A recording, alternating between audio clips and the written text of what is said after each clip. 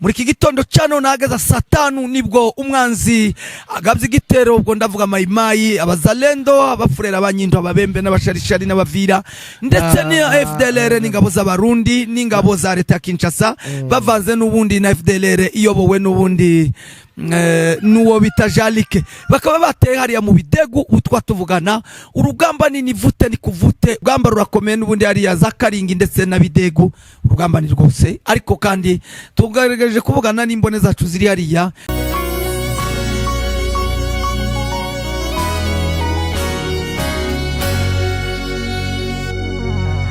Yambabaho bwije, yambabaho bukeye, ngo mukomeze mugira igitondo ciza c'umugisha.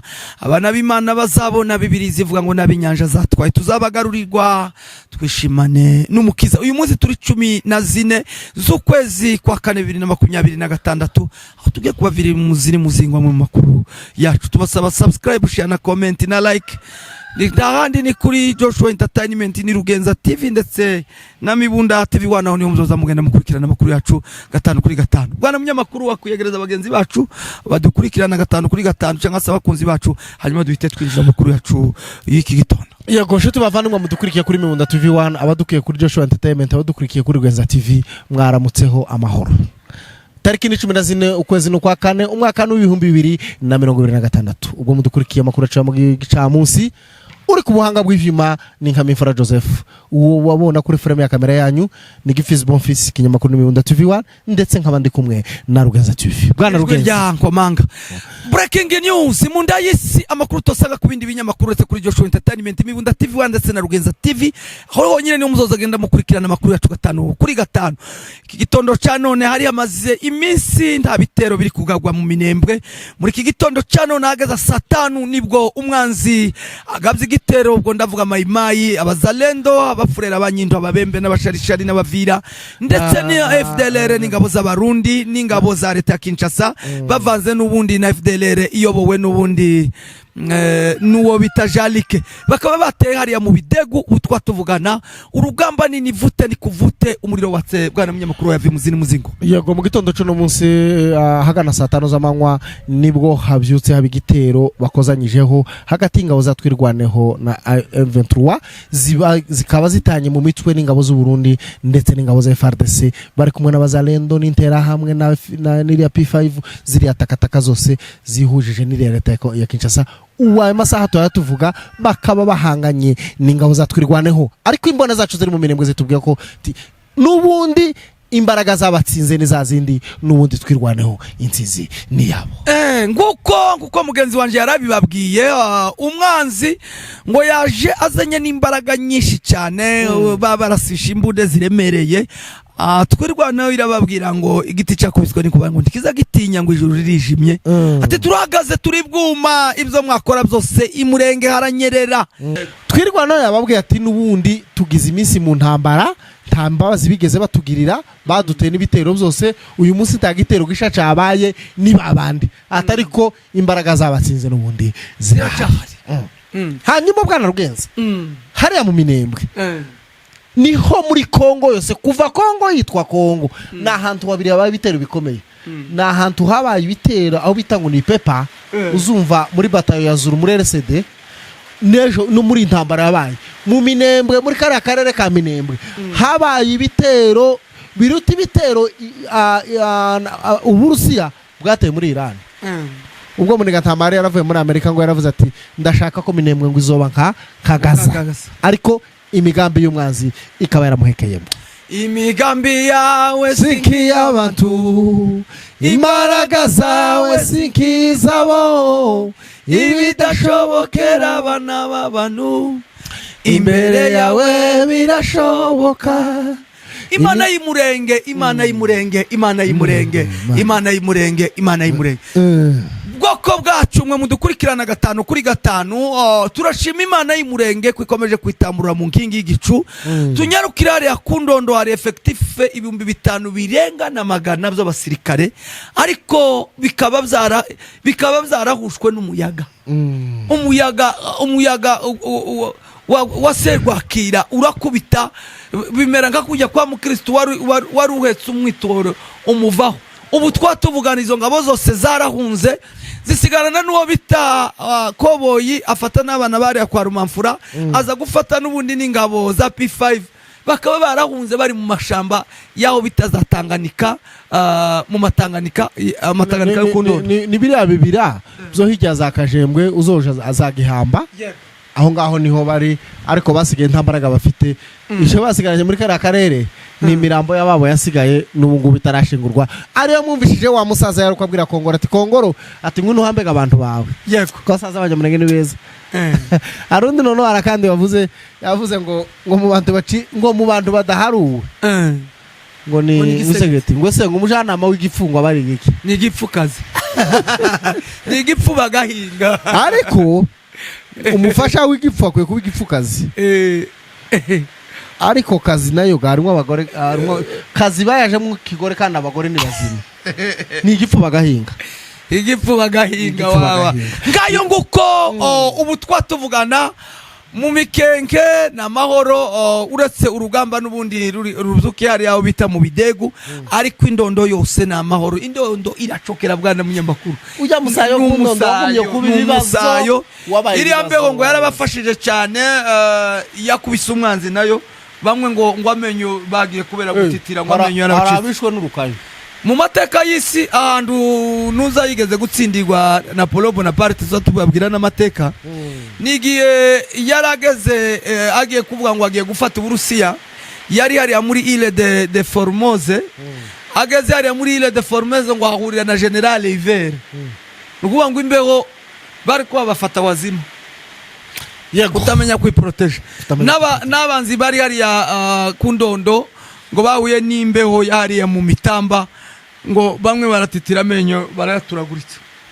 yego amakuru ari ruguru nuko niko abzutse hari ya za Gatobwe ni kurya kwaho nyine umwanzi yahahurira n'uva gusenya hari mugasenga niho twababwiye ko abarundi batinye kwambukana imirambo yabo bafite kimwaro cyo kwereka leta yabo abaturage numva ngo imirambo yabo batinye kuyerekana babesha abaturage ngo abasirikare babo baracabaho naho baragize gute badaheruka andi makuru tugira ngo tubabwire n'abantu tugira ngo twiyamitima iri hariya ibukavu iyobowe n'uwitwa Nkiriho ukomeje gusesereza abantu hano ahatuka abantu yasize muri Kenya abaturage bo muri Kenya abarwanashaka bo muri Kenya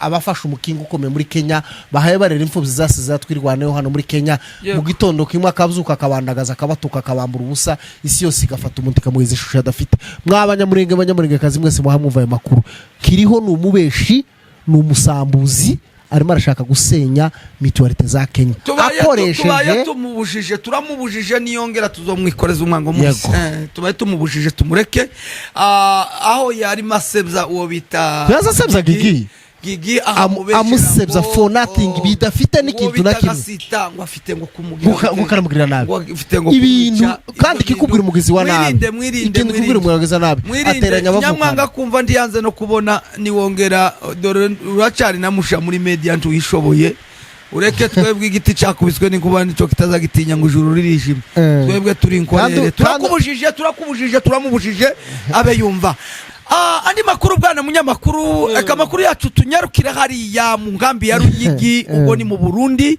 aho ingabo za leta y'u Burundi zimereye nabi impunzi zari hariya muri iriya ntuza nkambi Burundi ya Ruyigi aho nubundi babatoteza nubundi iriya nkambi se cyangwa impunzi z'abakongomani zahunze ziva za Uvira muri Plaine de la Ruzizi aho izo mpunzi zigaramiwe cyane ziri gukubitwa izakabwa aho bazimereye nabi rwose kugeza ubu nyine zikaba zirimo kugira gute zitakamba zisaba ubufasha umuryango mpuzamahanga ndetse basaba na leta ya Kongo ko yoba renganura atabo baba bakubitwa nka kurya kw'abana b'impinja bazira ngo uko baremwe ati leta ya Nevase cyangwa Ndayishimiye ni leta ngo ibamereye nabi cyane aho ngo baba bavuga ngo ntibagifite ngo umubano mwiza cyane na Kongo Byabanze bizogenda bisambuka. bizogenda n'ubundi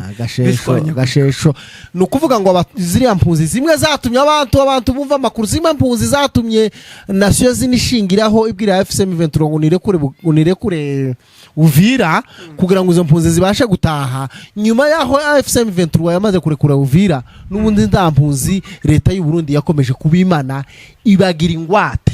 Yabagize ingwate kubera iki?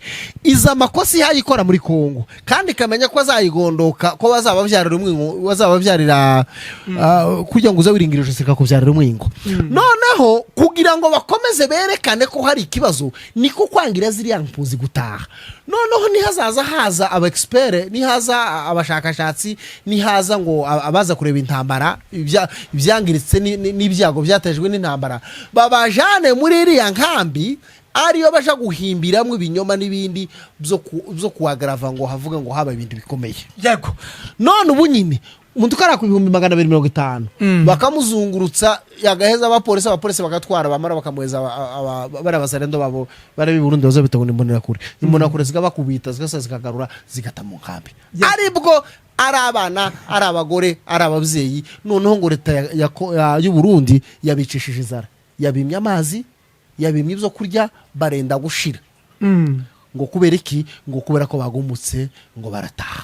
Ani makuru yize wariyo turangirizaho n'urugamba kuko twabibabwiye Karingi ndetse n'ariya za Bidegu.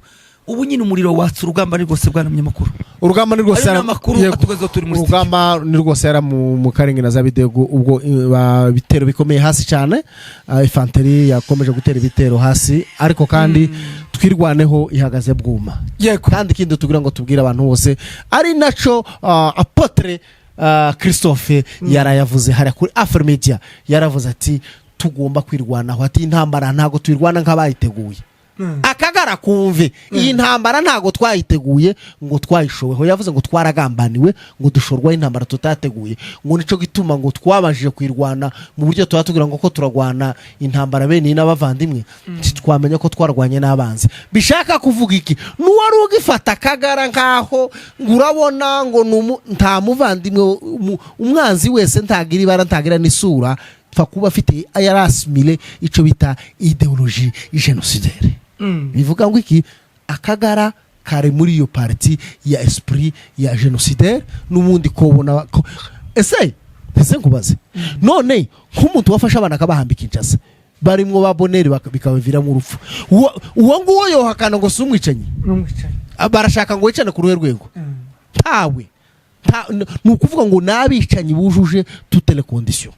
Ngayo nguko amakuru yacu nakagenda kagaruka, amakuru yacu tuyasozereje ahangaha, ariko nuko niko byifashe. Urugamba rurakomeye n'ubundi ari ya za Karingi ndetse na Bidegu, urugamba ni rwose, ariko kandi tugaragaje kuvugana n'imbone zacu ziri hariya, baratubwira ngo baje tubizi ubu ni sasu ni dapurda erepuray. Ari makuru turaza kuyabaha mu kandi kanya matoke y'urugamba uko ruzoba rwagenze. Amakuru yacu naho tuyasubikiye niho mu kandi kanya. Murakoze murakabyara. Yego, ngayo nguko amakuru yacu. Reka duhita tuja i Geneve mu Busuwise bwana munyamakuru. Geneve mu Busuwise haravugwa amakuru yuko basinye le principe des accords hagati ya leta ya Kongo n'ihuriro rya FCM 23, ubwo basinye kurekura imfungwa, bagasinya guhagarika ibitero bya drone ndetse bagasinya no guhagarika ibitero bya artillerie. Ubu ngubu bikaba bitegerejwe kuko hagiye kuza ico bitango ni mécanisme de suivi, barebe kubizo basinye bizakurikizwa. Reka tubihanga amaso nubwo leta ya Kongo izayicara ihinduka ikamara kumwana wahiye mu kwaha, ibyayo tuzabyizera aroko tubibonye. Imvura iraguye, abakunzi bacu mudukurikirana 5-5 tubaye dusubikiye amakuru yacu hano kubera imvura. Andi makuru turaza kuyabagazaho mu kanya. Tubibutse ko uwari kubanga bw'imvuma n'umuhanga bigatinda ni Joshua Entertainment mwijwi rya Hamifra Joseph Najuri kumbe for Fizi Kagunju ikinyamakuru Miunda TV1 n'abajene